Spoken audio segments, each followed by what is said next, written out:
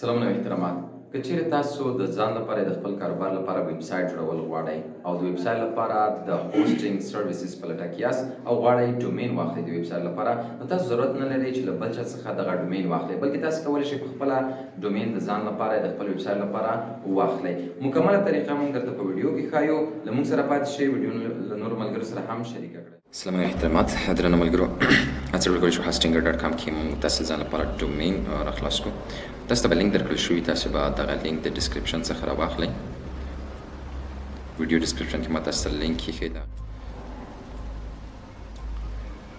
Start now.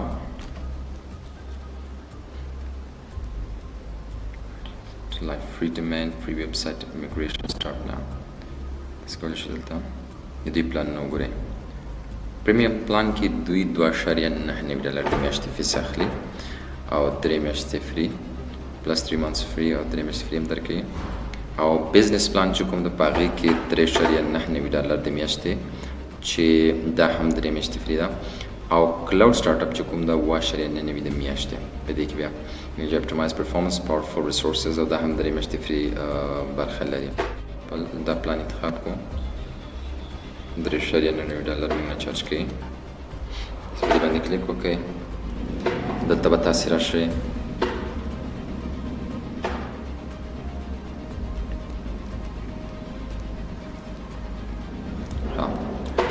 دلته به تاسې پیریود 48 میاشتې سیو $480. یعنې پخوا چې و 14.9 ډالر د میاشتې اوس یوازې 3.9 ډالر د میاشتې دی. 3 میاشتې پلان 8 کې درڅخه 1.9 ډالر اخلي.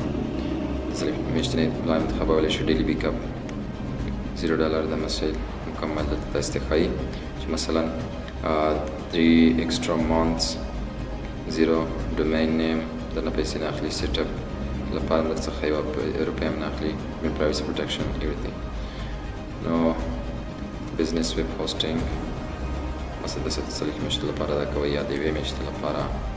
1 میاشتې لپاره بې پلانونه دي، لکه 1 میاشتې لپاره 14 ډالر دي سیټ اپ او 4.9 سیټ اپ مصارف دي. مثلا تاسې هم کې 12 میاشتې انتخابوئ. میاشتې لپاره تاسو د هوسټینګ خدمات وړاندې کوي او دی بیا 50 ډالر دي. پخوا مثلا 180 په اوس یوازې 50 ډالر دي. او ډیلی بیک اپ چې د هغې فیس نه اخلي پیسې او د سیټ اپ هم دې مسایل. دلته به تاسې چې غواړئ دغه پلان انتخاب کړئ. مثلا 12 میاشتې په پلان انتخابونه تاسې کنټینیو باندې کلیک کوئ. دلته کلیک وکړه. تاسې به دلته یو اکاونټ راجسټر کړئ. ایمیل ادرس له تاسې څخه غواړي. مثلا زه خپل ایمیل ورکوم.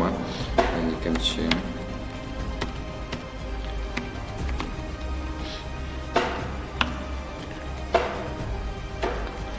gmail.com.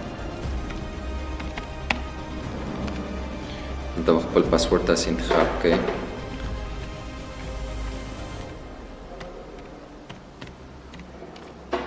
د پاسورډ ورکولو څخه وروسته تاسې په رجسټر باندې کلیک وکړئ. چېرې مخکې اکاونټ نه لرئ تاسې به یو ځل رجسټر کړئ. Is the given password appeared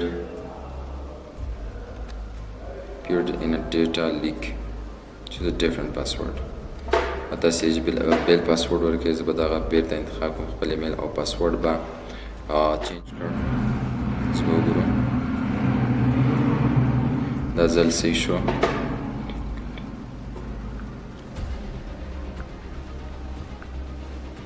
دا تاسې کولی شئ سیو هم کړئ د وروستي لپاره یا ضرورت هم نشته. دلته به تاسې خپل معلومات ورکړئ.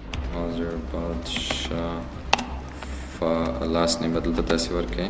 ولیکئ چې ټیب حالت نه وړو.